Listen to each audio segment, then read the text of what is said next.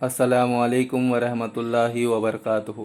بسم اللہ الرحمن الرحیم۔ پارہ نمبر 3 سورہ بقرہ جاری ہیں۔ اس حصے میں ایک بار پھر سلسلے کلام کو انفاق فی سبیل اللہ سے جوڑ کر اہل ایمان کے اندر ایک ایسا معاشی نقطہ نظر ابھارنے کی کوشش کی گئی ہے جو مادہ پرستی، ذاتی یا قومی اغراض سے بالا تر ہو۔ اس سلسلے میں بتایا گیا کہ اللہ کی راہ میں مال خرچ کرنا اسی طرح بابرکت ہے جیسے ایک دانہ بویا جائے تو اس سے 7 بالیں نکلیں اور ہر بال میں 100 دانے ہو۔ ایک بات یہ بتائی گئی کہ اللہ کی راہ میں مال خرچ کرنے کے بعد احسان نہ جتایا جائے۔ اس سلسلے میں شیطان کا کام یہ بتایا گیا کہ وہ انفاق فی سبیل اللہ سے روکنے کے لیے مفلسی کا خوف دلاتا ہے۔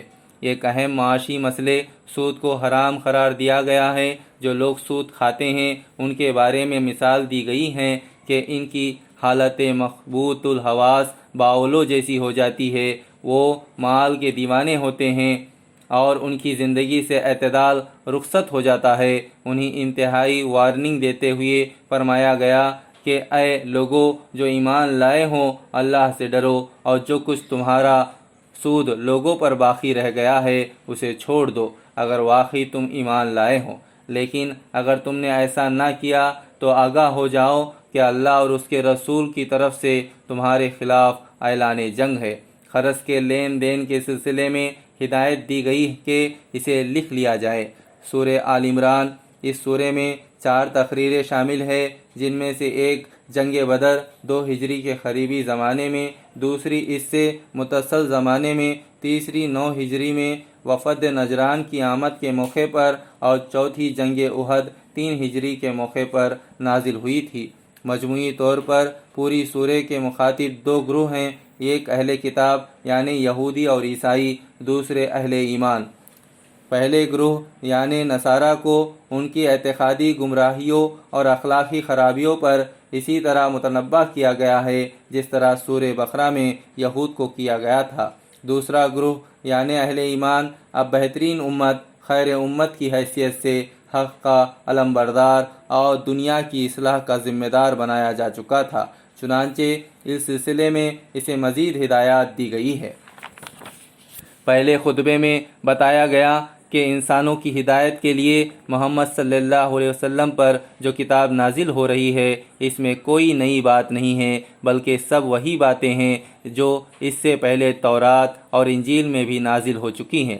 البتہ اس پر ایمان صرف وہی لوگ نہیں لاتے جن کے دلوں میں تیڑھ ہو، یعنی منافقین، یہود اور نصارہ۔ وہ ہمیشہ فتنے برپا کرنے کا موقع تلاش کرتے پھرتے ہیں، اس کے لیے اللہ کے کلام کو غلط معنی پہنانے سے بھی باز نہیں آتے۔ جنگ بدر پر مختصر انداز میں تبصرہ کرتے ہوئے فرمایا کہ ایک گروہ اللہ کی راہ میں لڑ رہا تھا اور دوسرا جو کہ کافر گروہ تھا وہ اگرچہ پہلے گروہ سے دگنا تھا لیکن اس کے باوجود فتح و نصرت اللہ کی راہ میں لڑنے والے گروہ کو حاصل ہوئی۔ عورتیں، اولاد، سونے چاندی، مویشی اور زرعی زمینوں کے بارے میں کہا گیا کہ ان چیزوں کی محبت ہمیشہ رہنے والی نہیں، اس سے بہتر یہ ہے کہ انسان تقوی کی روش اختیار کرے۔ آخر میں فرمایا گیا کہ اللہ کی آیات کا انکار کرنے والے، نبیوں تک کو قتل کر دینے والے یہ لوگ اس غلط فہمی میں مبتلا ہیں کہ دوزخ کی آگ تو ان کو چھوئے گی بھی نہیں، اور اگر دوزخ کی سزا ملی بھی تو بس چند روز کے لیے، حالانکہ اس روز ہر شخص کو اس کے کرتوتوں کا بدلہ مل کر رہے گا۔ اللہ سے محبت کی بنیاد اس بات کو قرار دیا گیا کہ رسول کی اطاعت کا اظہار کیا جائے۔ اگر کوئی رسول کی اطاعت نہ کرے تو چاہے اس کا تعلق کسی گروہ سے ہو، وہ اللہ سے محبت نہیں کرتا اور نہ اللہ ایسے لوگوں سے محبت کرتا ہے۔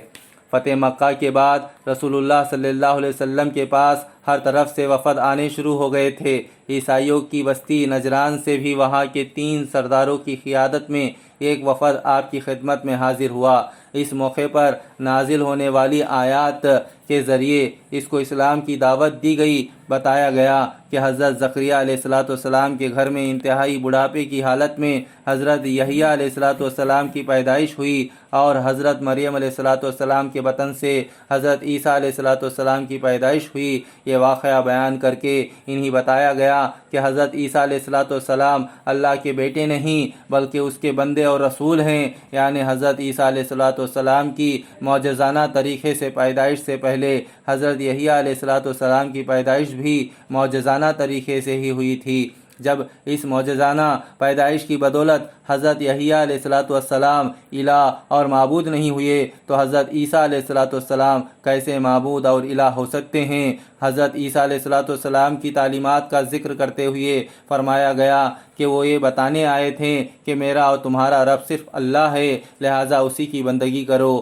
سیدھا راستہ یہی ہے۔ دوسرے معنوں میں ان کی تعلیم بھی وہی تھی جو حضرت محمد صلی اللہ علیہ وسلم پیش فرما رہے ہیں۔ جو معجزے حضرت عیسیٰ علیہ السلام کو دیے گئے تھے، ان کے سلسلے میں فرمایا گیا کہ وہ اللہ کی طرف سے عطا کردہ نشانیاں تھیں۔ آخر میں حضرت عیسیٰ علیہ السلام کی پیدائش کو حضرت آدم علیہ السلام کی پیدائش کے مشابہ قرار دیا گیا کہ جس طرح انہیں مرد اور عورت کے ملاپ کے بغیر پیدا کیا گیا تھا، اسی طرح حضرت عیسیٰ علیہ السلام کو بھی پیدا کیا گیا ہے۔ اب اس میں ایسی کون سی بات ہے کہ انہیں خدا یا خدا کا بیٹا بنا دیا گیا؟ آگے کی آیات میں یہود سے خطاب کیا گیا، ان سے کہا گیا کہ آؤ ایک ایسی بات پر جمع ہو جائیں جو ہمارے اور تمہارے درمیان یکساں ہے، یعنی یہ کہ ہم اللہ کے سوا کسی کی بندگی نہ کریں، اس کے ساتھ کسی کو شریک نہ ٹھہرائیں، اور ہم میں سے کوئی اللہ کے سوا کسی کو اپنا رب نہ بنائے۔ یہود حضرت ابراہیم علیہ السلام سے نسبت کا دعویٰ کرتے تھے، لیکن ان کا طرز عمل ان کی تعلیمات کے سراسر خلاف تھا، اس لیے فرمایا گیا کہ ان سے نسبت رکھنے کا سب سے زیادہ حق حضرت محمد صلی اللہ علیہ وسلم اور آپ کے ماننے والوں کو پہنچتا ہے۔ ان کے سلسلے میں فرمایا گیا کہ لوگ خود اس بات پر گواہ ہیں کہ یہ رسول محمد صلی اللہ علیہ وسلم حق پر ہیں، اور اس سلسلے میں ان کے پاس روشن نشانیاں بھی آ چکی ہیں۔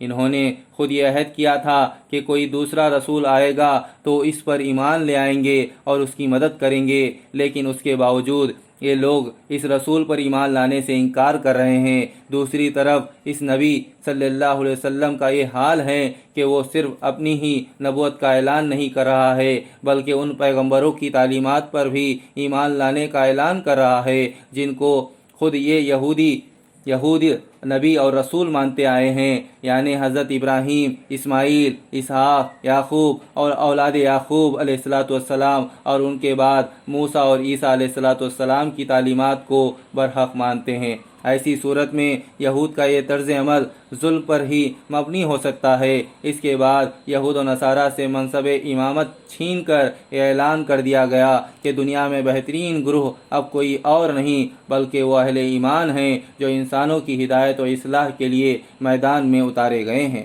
اس منصب پر فائز کرنے سے پہلے اہل ایمان کو تاکید کی گئی ہے کہ وہ اللہ کی رسی یعنی دین کو مضبوطی سے پکڑ لیں اور تفریقے میں نہ پڑیں، کیونکہ آج اگر وہ ایک امت کی شکل میں جمع ہیں تو یہ اللہ کی نعمت اور اس کا احسان ہی ہے، ورنہ تو وہ آپس میں ایک دوسرے کے دشمن تھے۔ دوسری طرف یہود کا حال بتایا گیا کہ وہ اپنے کرتوتوں کی وجہ سے جہاں بھی رہیں ان پر ذلت کی مار ہی پڑی۔ البتہ ایسا نہیں ہے کہ سارے ہی اہل کتاب یا یہودی ایک جیسے ہیں، بلکہ ان میں سے کچھ لوگ راہ راست پر قائم رہنے والے بھی ہیں۔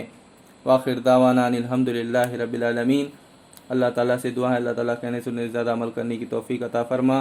ربنا آتنا فی الدنیا حسنۃ وفی الآخرۃ حسنۃ وقنا عذاب النار۔ رب اغفر وانت خیر الراحمین۔ والسلام علیکم ورحمۃ اللہ وبرکاتہ۔